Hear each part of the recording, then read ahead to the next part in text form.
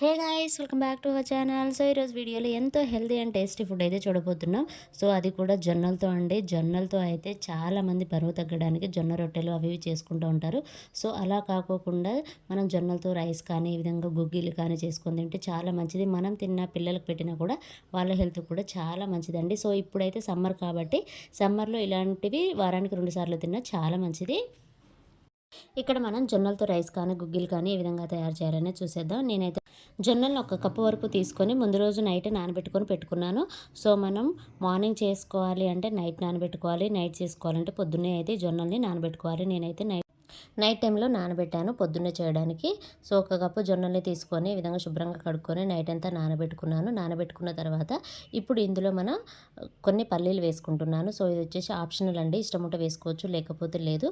So నేను ఏంటంటే అక్కడక్కడ తగులుతుందనేసి పల్లీలు అయితే వేశాను. మనం పల్లీల ప్లేస్లో వేరే నట్స్ ఏదైనా తీసుకోవచ్చు. జొన్నలు పెసర్ల కాంబినేషన్ కూడా చాలా బాగుంటుందండి. సో అది కూడా ఎప్పుడైనా చేసినప్పుడు వీడియో అనేది పెడతాను. చాలా టేస్టీగా ఉంటుంది, పిల్లలకైతే చాలా బాగుంటుంది, వాళ్ళకైతే బాగా నచ్చుతుంది అనమాట. సో ఇప్పుడైతే మనం ఈ జొన్నలు మునిగేంత వరకు వాటర్ అయితే వేసుకోవాలి. ఎందుకంటే జొన్నలు ఉడకడానికైతే కొంచెం టైమే పడుతుంది కాబట్టి మనం కుక్కర్లో వేసుకొని ఒక 3-4 విజిల్స్ వచ్చేంత వరకు ఉడికించుకోవాలి. జొన్న రొట్టెలు చేయరాని వాళ్ళకైతే ఇది మంచి టిప్ అండి. సో మనం జొన్నల్ని ఈ విధంగా నైట్ నానబెట్టుకొని ఈ విధంగా కుక్కర్లో వేసుకొని వండుకుంటే చాలా మంచిది. సో ఇలాంటి రైస్ని మనం పెరుగులో వేసుకొని తిన్నా చాలా టేస్టీగా ఉంటుంది. సో ఇక్కడైతే 3-4 విజిల్స్ వచ్చిన తర్వాత నేను కుక్కర్ అయితే ఓపెన్ చేస్తున్నాను. జొన్నలు అయితే ఉడికిపోయాయండి, చాలా మెత్తగా అయిపోయాయి. సో ఇలాంటి టైంలో మనం పెరుగు వేసుకొని తిన్నా చాలా బాగుంటుంది. సో నేనైతే వీటిని ఇప్పుడు తాలింపు అయితే వేస్తాను. సో ఇక్కడైతే జొన్నలు చూసారు కదా, చాలా మెత్తగా ఉడికిపోయాయి. మెయిన్గా ఏంటంటే మనం తెల్ల జొన్నలు తీసుకున్నట్టయితే మనకి టేస్ట్ అనేది కూడా చాలా బాగుంటుంది. అదే పచ్చ జొన్నలు తీసుకున్నట్లయితే కొంచెం వగరుగా ఉంటుందన్నమాట. సో మీరు అవి కూడా కావాలంటే ట్రై చేయండి, దానికి డిఫరెన్స్ ఏంటనేది కూడా తెలుస్తుంది.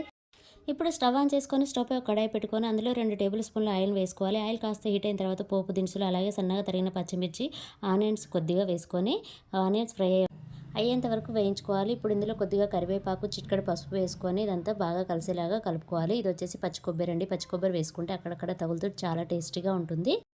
ఈ విధంగా అన్నీ కాస్త ఫ్రై అయిన తర్వాత ఇప్పుడు మనం ముందుగానే ఉడికించి పెట్టుకున్న జొన్నల మిక్చర్ని వేసుకోవాలి. సో ఇదంతా వేసుకొని ఈ తాలింపు ఇదంతా బాగా కలిసేలాగా కలుపుకోవాలి. మనం ఇందులో అయితే సాల్ట్ వేయలేదు, అలాగే కారం కూడా ఏమీ వేయలేదు కదా. సో సాల్ట్ అయితే మన రుచికి తగినంతగా సాల్ట్ అనేది వేసుకోవాలి. పెద్దవాళ్ళు అయితే కొద్దిగా కారం కూడా యాడ్ చేసుకోవచ్చు. ఇంతేనండి, చాలా బాగుంటుంది. ఇప్పుడు ఈ తాలింపు అంతా జొన్నలకు పట్టేలాగా మనం మూత పెట్టుకొని ఒక 2 మినిట్స్ వరకు ఉడికించుకోవాలి. అంతేనండి, జొన్నలతో రైస్ చాలా బాగుంటుంది, చాలా టేస్టీగా కూడా ఉంటుంది. సో మీకు నచ్చినట్లయితే మీరు కూడా ఖచ్చితంగా ట్రై చేయండి. సో ఇదేనండి జొన్నలతో రైస్ ఆర్ గుగ్గీలు ఏదైనా అనొచ్చు. సో ఇదేనండి ఈరోజు వీడియో. ఈ వీడియో కనుక మీకు నచ్చినట్లయితే ప్లీజ్ లైక్ చేయండి, షేర్ చేయండి, కామెంట్ చేయండి. అలాగే ఈ రెసిపీ మాత్రం కంపల్సరీగా ట్రై చేయండి. బరువు ఉన్న వాళ్ళైతే ఖచ్చితంగా తగ్గుతారు. వీక్లీ